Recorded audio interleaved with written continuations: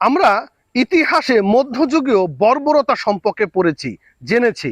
আর পড়ার সময় মনে হতো, আহা, মধ্যযুগীয় বর্বরতা এত নিষ্ঠুর ছিল, এমন নির্মম ছিল। আজকে আমরা দেখতে পাচ্ছি মধ্যযুগীয় বর্বরতা। এবং শুধু তাই না, মধ্যযুগের বর্বরকেও হার মানিয়ে দেবে বর্তমান আমাদের দেশের কিছু পরিস্থিতি দেখে। আপনারা ইতিমধ্যেই বুঝতে পেরেছেন আমি মুরাদনগরের ঘটনাটি বলছি। মুরাদনগরে একই পরিবারের 4 জনকে পিটিয়ে পিটিয়ে মেরে ফেলেছে। কতটা নির্মম, কতটা নির্দয় হলে এই কাজটি করতে পারে। হতে পারে একজন অন্যায়কারী, হতে পারে একজন অন্যায়কারীর থেকেও খারাপ। দেশে আইন রয়েছে, দেশের বিচার রয়েছে, দেশের সুশৃঙ্খল রয়েছে।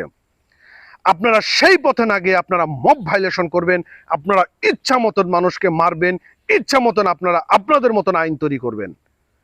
এটার জন্যই তো 5ই আগস্টের মতন ঘটনাটি ঘটানো হয়েছিল, তাই না?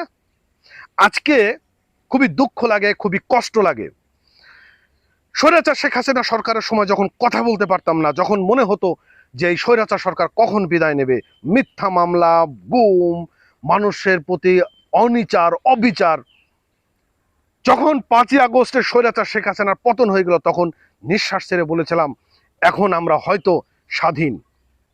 কিন্তু কি দেখতে পাচ্ছি? আমরা কি আদৌ স্বাধীন হয়েছি?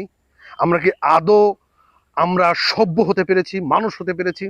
মানুষ হতে পারেনি, সভ্য হতে পারেনি। আজকে মুরাদনগরের যে ঘটনাটি ঘটলো, সেটা নিয়ে প্রশাসন কি করবে? কাকে গ্রেপ্তার করবে? এই সরকার দায় কি স্বীকার করবে যে এই সরকার ব্যর্থ? এই সরকার কি মুখ দিয়ে বলবে আমি ব্যর্থ, আমি পারছি না, আজকে দেশের যে চলমান পরিস্থিতি, সে পরিস্থিতি ট্যাকেল দিতে পারছি না? এই সরকার পড়ে আছে, কোথায় আওয়ামী লীগ লুকিয়ে আছে, কোথায় দোসর লুকিয়ে আছে। কিন্তু দেশের মধ্যে যে একটা বিশৃঙ্খলতা তৈরি হচ্ছে, দেশের মধ্যে যে মব ভাইলেশন হচ্ছে, দেশের মধ্যে যে মানুষদের সাথে এরকম আচরণ করা হচ্ছে, পিটিয়ে মারা হচ্ছে, এই সম্পর্কে কিন্তু একটা কথাও বলছে না। এমন স্বাধীনতা তো আমরা চাইনি।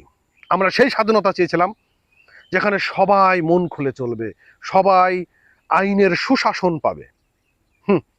আজকে আমরা যেটা দেখতে পাচ্ছি খুবই দুঃখজনক, খুবই কষ্টজনক, খুবই হৃদয় বিদারক, খুবই এটা বলার মতো না। এক শ্রেণীর মানুষ শুধুমাত্র পড়ে আছে যে কিছু বললেই বলে আপনি তো আওয়ামী লীগের দোসর, আপনি তো দালাল, এসব কথা বলে এখন পড়ে রয়েছে। ভাই, সত্য কথা আগেও বলা যায় নাই, সত্য কথা এখনো বলা যাবে না, সত্য কথা আগামী দিনেও বলা যাবে না, গ্যারান্টি লিখে রাখেন।